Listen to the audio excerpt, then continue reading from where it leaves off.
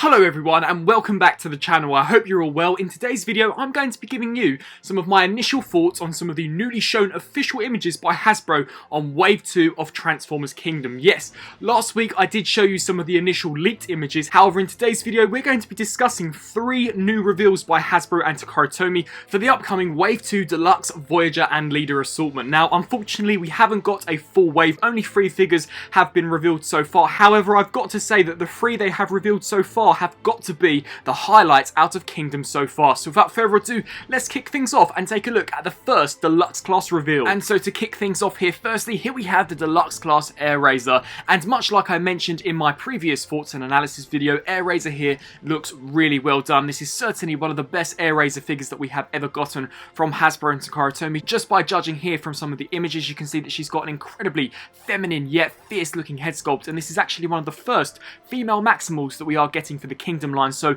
Black Arachnia certainly has met her match here with Airazor. You can see that in terms of accessories, she will come with 2 blasters that will be able to attach onto her arms, and I imagine you can detach them in order to give her a more pistol look. For the most part, I think that they've done a really nice job in capturing the elegance of Airazor, especially where the lower torso and the legs are concerned. They are very streamlined in terms of their design, and seeing as they actually become the legs of the Falcon mode, I think that they've done a really nice job in terms of the overall design to her shins, and I love the fact that you can actually rotate the feet around in order to give her robot mode feet, and of course reverse them to give her Falcon feet. The colour palette also I think is really nicely done with a mix of almost dark brown, orange and this almost white motif. I think that it works really nicely, and the head sculpt is just decked out with so many paint applications. It really does look like a sight for sore eyes. Taking a look here at her in her Falcon mode, once again another really nice looking beast mode here for Airazor. Now of course, despite it sharing some similarities with the original Beast Wars series character design, it is of course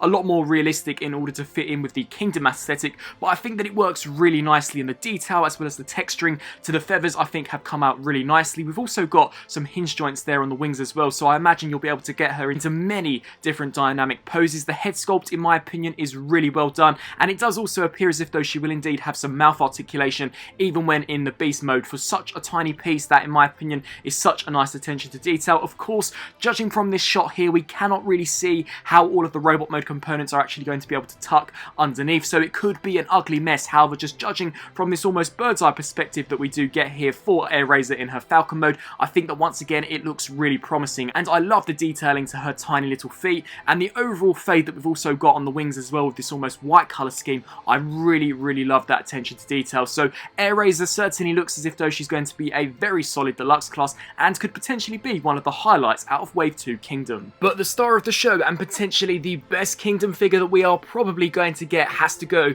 to Voyager class Dinobot. Now of course this here is merely a promotional image, however judging by some of these images, this certainly looks as if though it could even rival the Masterpiece figure when you take into account the cost between the Voyager price point and the ridiculously priced MP Dinobot. This figure here could be a fantastic substitute, and I was not expecting him to come with so many accessories. Before we take a look at the accessories, I first of all want to discuss the head sculpt. The head sculpt in my opinion is perfect. It really does capture his appearance from the Beast Wars series. I think that the overall robot mode design as well is very accurate to what we got in the original show, and much like Airazor, the texturing to the actual skin of his Raptor mode looks so awesome. As we take a look here at the hands, I think that for the most part these here look rather nice. Of course they are not as realistic as what we got on the actual show, however considering that I believe they become the feet of the Raptor mode, I think that they've done a decent job, and it does appear as if though they're going to have some really nice articulation. The colour palette also has come out really nicely. Of course we've got a mix of gold, some subtle highlights of blue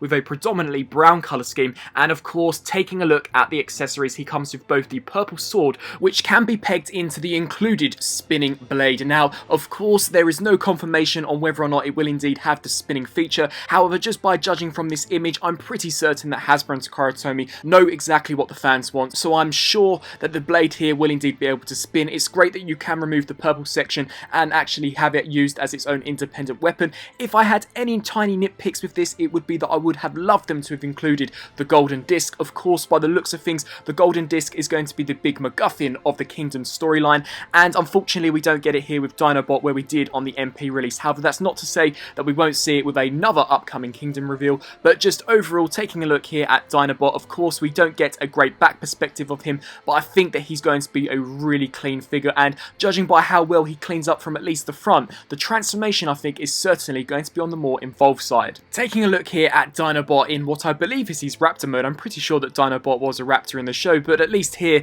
in his Dino mode, I think that this may even clean up better than the Masterpiece release. Judging by some of these images here, it doesn't have nowhere near as many gaps in the main torso as what we got on the MP release. Of course, you can clearly see the hips at the front section. However, as mentioned previously in this video and in some of my Kingdom reviews, Hasbro do appear to be approaching these figures with a little bit more of a realistic approach when it comes to their beast modes, and I think that this here looks really well done. Much like Airazor, the texturing and the overall sculpt work to the skin I think looks so nicely done. You can see that he's got a marvellous looking head sculpt with some really nice painted teeth. Unfortunately, much like we got on the 86 movie Grimlock, they do appear to be missing out the front rows of teeth on this figure. I have no idea as to why that is. I'm pretty sure it's probably down to safety reasons, but taking a look there at the claws, you can see the sculpt work is very well done, and once again very crisp and precise. It does appear as if though the sword that we saw in the robot mode will seamlessly store in the actual tail section here of the Dino mode, so that too is a great form of weapon storage. And as we take a look here down to the lower section of the legs, I think that the proportions on these have come out really nicely. So overall, certainly judging by some of these images, one of the strongest Kingdom reveals so far. I'm just really hoping that this figure does live up to its potential when of course it releases and we all get them in hand. Moving along now to the third and final reveal, here we have the Kingdom Leader Class Earthmode Ultra Magnus, and to be honest with you, I'm quite confused as to what to think about this figure. Initially, when we did get the in-packaged image leak last week, I was really excited that we were finally going to be getting a more G1 accurate representation of Ultra Magnus into the collection. However, taking a look here at this promo image, he does appear to be basically the Siege version, just slightly done up and modified to resemble his Earth mode appearance, and I much would rather them completely redesign Ultra Magnus in order to give him an incredibly faithful looking robot mode and alt mode than as opposed to just rehashing the Siege version. But taking a look there, you can see that he's got an amazing looking head sculpt. I do love the redesign there to the torso, very accurate to what we see in the 86 show as well as of course the 86 movie. The shoulders have been completely redesigned, although it does look as if though he's going to include the same blaster. The shoulder cannons do appear to be a brand new sculpt, which is awesome.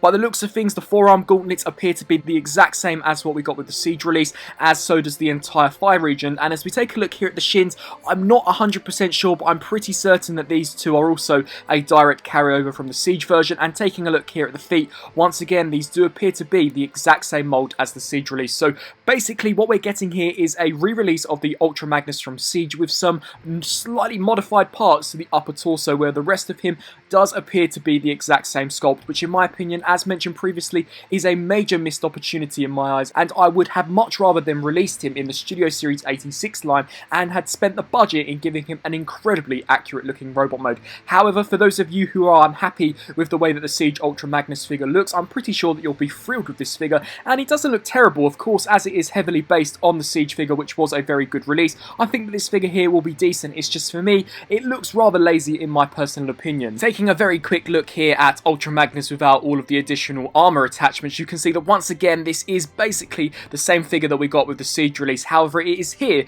that you can see the heavily modified torso region in order to resemble his Earth vehicle mode appearance, which of course we'll move on to later on in this video. But as we take a look there at the arms, these two do once again appear to be a carryover from the Siege version. You can also see the blaster there, which I'm pretty certain once again is just the Siege version, or maybe a slightly modified design of the Siege release. And as we take a look here down to the lower section of the thighs and the shins, once again it does appear as if though they are just reusing the Siege release. So overall, certainly not the highlight out of this Wave 2 Kingdom line for me, but as mentioned earlier on, I don't think that it will be a terrible figure. And so to take a look here at the third and final image of this video, here we have Ultra Magnus in his Earth mode, and I've got to say that despite some of my discrepancies in regards to some of the reuses, I think that this here for the most part has turned out really nicely, especially where the front section there of the cab is concerned. This looks so awesome and so much better when compared to the Siege release. Even the wheels on this figure in my opinion look better than the Siege version,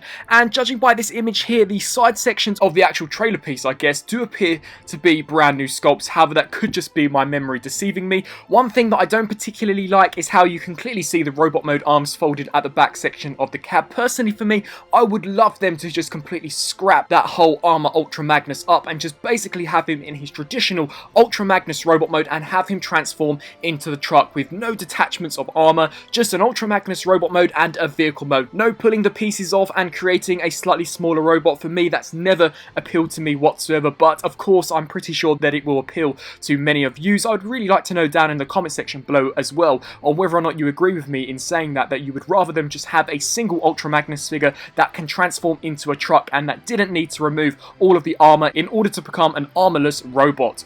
But overall, definitely a nice looking figure. For those of you who missed out on the Siege release and were holding out for an Earth mode Ultra Magnus, you're going to love this. But for those of you who are happy with your Siege release, I think that this figure here will be an easy pass. And so some final thoughts on the 3 newly shown Transformers Kingdom figures. Personally, I think that all 3 of them look really good, especially where Dinobot and Airazor are concerned, especially that Dinobot figure. Ultra Magnus, as mentioned, I personally believe him to be a mixed bag. I like that we are getting Earth mode Ultra Magnus, however I would have much rather them given us an entirely new sculpt, or at least an incredibly modified sculpt and not just reuse the Siege version. But personally, I've loved the War for Cybertron trilogy. Siege was great, Earthrise personally for me has been my favourite chapter so far, and Kingdom, I'm loving how they're integrating the G1 characters as well as the Beast Wars characters into one accumulative line. I think that when the Netflix show of Kingdom debuts, it's going to be absolutely fantastic, and I really hope that Hasbro iron out some of the issues that the Siege Netflix show had in the upcoming Earthrise show, which I believe debuts right at the end of December, so definitely looking forward to checking that out. And Kingdom for me, I'm just so looking forward to seeing Optimus Primal and Optimus Prime, T-Rex, Megatron, and of course the traditional Megatron all interact. I think it's going to be great. So overall, I think that these 3 reveals look really awesome. Dinobot is for sure the must-have for me out of these reveals so far. I'd love to know down in the comment section below on what you think of these reveals and whether or not you agree with some of my thoughts on them, especially where Ultra Magnus is concerned. I thank you all for watching, and until my next review, I'll see you then.